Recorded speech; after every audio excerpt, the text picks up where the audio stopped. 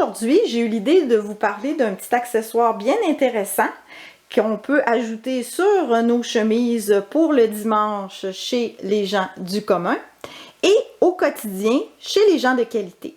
De quoi je parle? Je parle des manchettes, des tours de gorge et des jabots qui peuvent être de mousseline ou de dentelle. Si ça vous intéresse, vous pouvez consulter L'art de la lingère, donc qui est un ouvrage qui a été rédigé au 18e siècle. Vous allez justement retrouver, par exemple, tour de gorge en mousseline festonnée, manchette de dentelle à 3 rangs. On a ensuite ici, pour hommes, des manchettes d'hommes et du jabot. Les manchettes d'hommes se font en mousseline ou en dentelle. Le jabot, tout est écrit. Puis ici, on a encore manchette de femmes à 1 ou 2 rangs. Pour un seul rang, il faut un tiers de long de mousseline. Donc, vraiment intéressant à lire. La question qu'on se pose, c'est qu'est-ce qu'on peut choisir comme dentelle? Alors, tout de suite, en premier lieu, on élimine tout ce qui a de la couleur. On veut pas ça. Ensuite, ce qui est trop beige. On veut pas ça non plus. On élimine. En plus, si on regarde ici, voyez-vous, c'est une dentelle qu'on appelle de type torchon. Donc, c'est bon pour certaines époques au 19e siècle, mais au 18e, on oublie ça. Ici, trop beige, puis en plus, c'est comme une espèce de passementerie, donc pas de passementerie. On arrive ensuite à des dentelles qui commencent à nous parler, dire « Ah, ben ça pourrait peut-être avoir de l'allure ». Encore ici, dentelle torchon, trop beige, on élimine. Et ces motifs-là ne sont pas compatibles non plus avec le style du 18e siècle. On élimine. On arrive à ces deux dentelles-là ici. On se dit, mais semble que ça a l'air à bien aller. Malheureusement, c'est des dentelles qui sont symétriques de chacun des deux côtés. Donc, on n'utilise pas ça non plus. Et les motifs, encore là, on ne peut pas les utiliser. On arrive à la broderie anglaise. Ça, vraiment trop 19e siècle. On n'utilise pas non plus.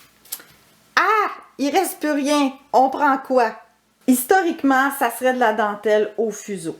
Extrêmement difficile à trouver et extrêmement dispendieux. Donc, on peut accepter des compromis qui vont être faits à la machine. La première chose à garder en tête, c'est de prendre des dentelles, si possible, qui sont en fil naturel. Donc, comme par exemple, cette dentelle-ci, elle est en coton, tandis que celle-ci, elles sont des fois des mélanges avec de la viscose, même des fois un petit peu de polyester, mais qui sont pas lustrés. Les motifs sont plausibles pour l'époque, mais qui ont pu avoir été faits à la machine. Donc, voilà quelques exemples. Je commence tout de suite avec la petite ici. Elle est très étroite. Donc, celle-là, je l'éliminerai. Ça, c'est un bon choix pour faire des tours de gorge de chemise de femme. On oublie cependant pour les jabots d'hommes, les manchettes d'hommes et de femmes.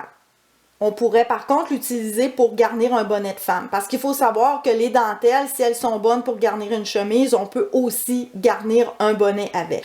Pour les manchettes d'hommes, de femmes et les jabots, 100% coton, un motif qui est très plausible pour l'époque, mais pas pour des tours de gorge de femme. Tours de gorge de femme, il faut vraiment rester dans des petites largeurs comme ceci. Si on est chanceux, on peut même trouver des fois pour des manchettes de femmes des dentelles beaucoup plus larges, donc manchettes de femmes seulement. Et ici, ça pourrait imiter donc ce qui aurait pu être à l'époque une dentelle brodée sur tulle. Ce qui vient à un moment donné difficile, c'est de savoir comment ça que ce motif-là est pas bon, mais que celui-là serait bon. Donc, en étudiant les dentelles de d'autres époques, ça nous permet aussi de savoir qu'est-ce qui est plausible, parce qu'il peut y avoir des dentelles qui, techniquement, pouvaient être réalisées dès le 17e siècle, mais qu'au 18e, c'est complètement passé de mode. Un exemple de dentelle qui était à la mode au 17e siècle, mais qui, rendu au 18e, on ne porte plus ces styles-là. Quelques exemples de styles de dentelle du 18e siècle. En attendant, pour être sûr d'être authentique, je vous suggère de faire quelque chose de tout à fait historique pour l'époque, c'est de vous faire des manchettes en mousseline de coton. On voit bien une dame du commun porter justement des manchettes en mousseline unie. Ou même en lin plus fin plus blanc. Parce que c'est ça qu'on doit garder en tête, c'est que les dentelles, les garnitures en fait des chemises doivent toujours être en tissu plus fin et plus blanc que la chemise. C'est sûr que si vous avez une chemise en lin grège, on va pas mettre de garniture là-dessus, hein? Donc c'est vraiment toujours des chemises blanches. Si vous avez le temps et le talent, vous pouvez aussi broder vos manchettes de mousseline.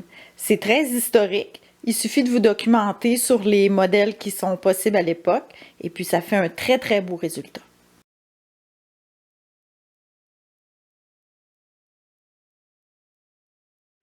Sur ce tableau, on voit bien le jabot qui commence en bas du col, ainsi que les manchettes de dentelle pour ce monsieur.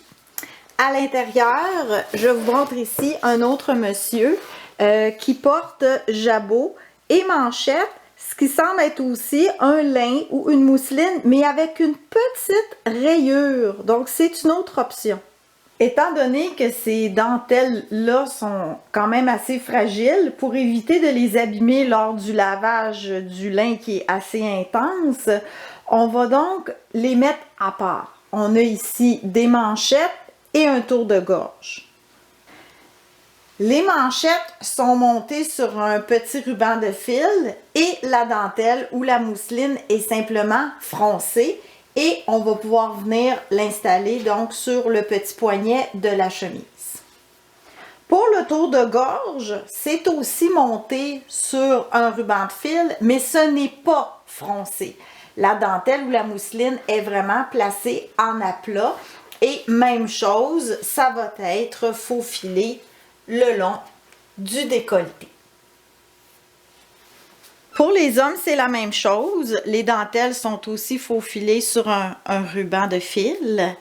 Et pour ce qui est du devant de la chemise, donc le fameux jabot, c'est vraiment une bande droite avec la dentelle qui est froncée, qui va être pliée en deux et fixée donc à l'intérieur de la fente de chemise. Donc elle ne dépasse pas sur le collet, elle arrête vraiment à la jonction du collet et de la chemise. Elle va jusqu'au bas de la fente qui fait une bonne dizaine de pouces et elle remonte de l'autre côté. Pour les manchettes d'hommes, c'est un petit peu plus compliqué. Toujours la même chose, on a la manchette qui est installée là, sur un ruban de fil, mais il y a une partie qui est plane et une partie qui est froncée. Donc la partie froncée correspond à la partie qui va être sur le poignet de la chemise, donc ce qui fait vraiment le tour du bras. Et on a ce qu'on appelle ici la fourchette, qui est la petite ouverture de la manche. Alors l'ouverture de la manche, la partie de la manchette, elle est plane sans fronce, et la partie du poignet, elle est froncée.